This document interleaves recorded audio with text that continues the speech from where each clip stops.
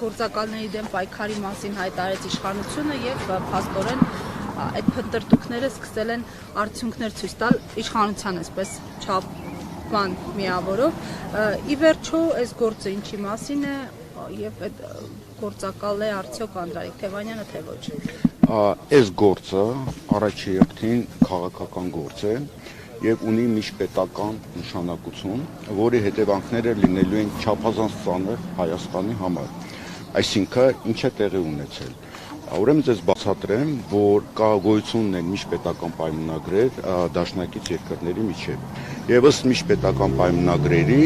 երկրները պարտավորվում են գրավոր ստորագրած միմյանց նկատմամբ լրտեսական գործունեություն չծավալել։ Եվ նման պայմանագրեր կան Հայաստանի եւ Ռուսաստանի միջև, նման պայմանագրեր կան Եվրոմիության երկրների միջև եւ հակառակը պարտավորվում են, որ հատուկ ծառայությունները միմյանց հետ ինֆորմացիաներ փոխանակեն,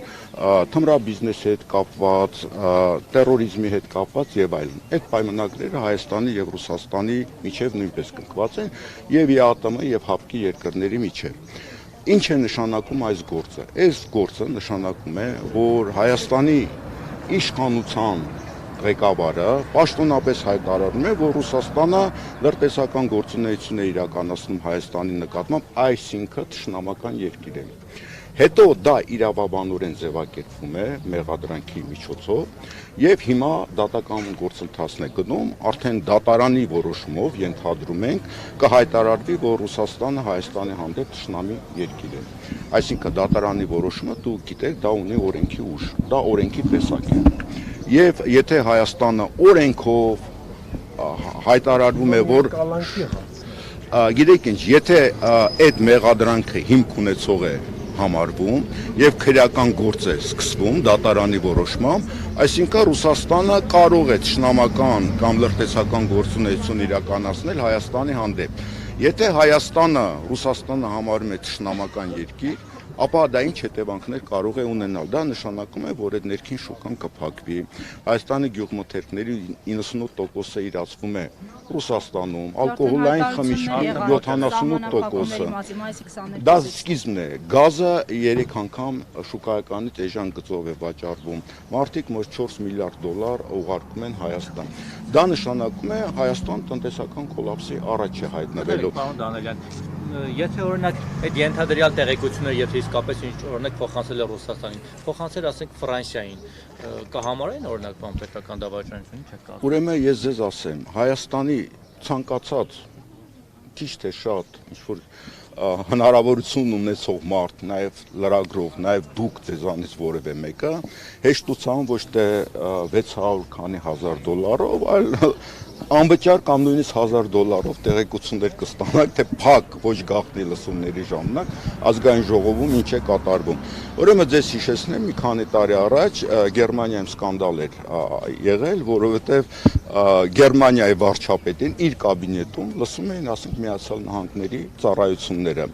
Ես վստահ եմ, որ այս գործող վարչապետի ազգային ժողովի նախագահի իրաց բոլոր հեռախոսարեն եւ կաբինետային խոսակցությունները գաղտնազերծ լսվում են տարբեր երկրների ծառայությունների կողմից, առավել եւս Ռուսաստանը ունի բազմաթիվ հնարավորություններ Հայաստանում, որտեղ ընդհանուր հակաօդային պաշտպանության համակարգի մեջ են, հասկանալի չէ, դա ռադարներ են եւ այլն, բազագույություն ունի եւ այլն։ Այսինքն իմանալ, որ Հայաստանի ազգային ժողովում 100-ից ավել падգամավորներ կան, պահակային ծառայություն կա, հավաքարարներ կան, լրագրողներ կան եւ այլն, հանրային լսումներ է դահլիճում տեղի ունենում։ Ձեզ թվում է դժվար է այնտեղ ինչ-որ բան կպցնել եւ ուղիղ եթերում տեղյակ լինել, ինչ խոսակցություններ են լինում։ Դա երևի $500-ից $1000 արժի լսել ինչա կատարվում եւ հարցը թե դահլիճում քանի երկրների ծառայությունները դրված են եւ ոչ միայն այդ դահլիճում, այլ նաեւ վարչապետի գրասենյակում եւ լուրջ պետությունների ղեկավարները, երբ որ ուզում են գաղտնի խոսակցություն ունենալ, դուք տեսել եք բազմաթիվ գնում են ինչ-որ բնության գրքում ծառի տակ իրար ականջին շշնջում են եւ վստահ չեն իրենց լսել են թե չէ։ Եվ խոսալ, որ փակ ոչ գաղտնի լսումների ժամանակ ինչ-որ գաղտնիք կա Հայաստանում, գիտեք ինչ, դա պետք է ուղղակի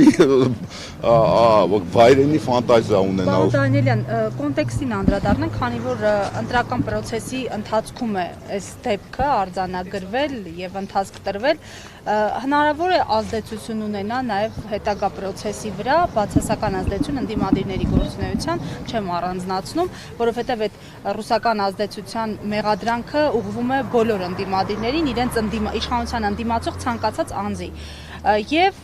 նաև վերջին այս համատեքստում վերջին հարցումները Հանրապետական ինստիտուտի, որոնք հանրայնացվեցին եւ բավականին այսպես անհասկանալի տարբերություն եղավ մինչ այդ եղած հարցումների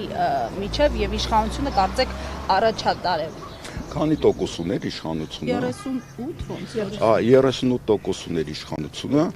Ես սոցիոլոգ չեմ, ես հետազոտություններ չեմ արել, բայց կարծում եմ իշխանության ռեյտինգի 38%-ը կարող է ճշմարիտ լինել։ Մնացած հատվածում առաջանում են հարցեր։ Այսինքն իշխանությունը այսօր 38%-ով ընտրություններում պարտվում է, նույնիսկ այդ Հանրապետական ինստիտուտի տվյալներով։ Կան այլ տվյալներ, որտեղ պարտությունը ավելի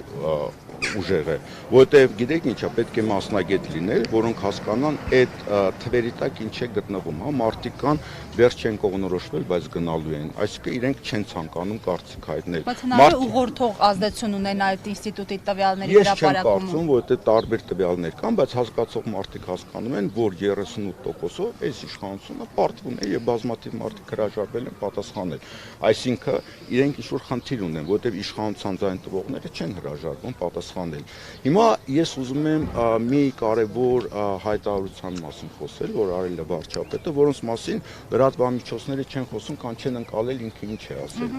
Ինքը իրեն հարց են տվել, որ 300,000 ադրբեջանցիներ կարող են բնակվել Հայաստանում եւ ինքը նման պարտավորություններ ունի, թե չէ։ Ինքը ասում է իմ իշխանության օրոք դա տեղի չի ունենա։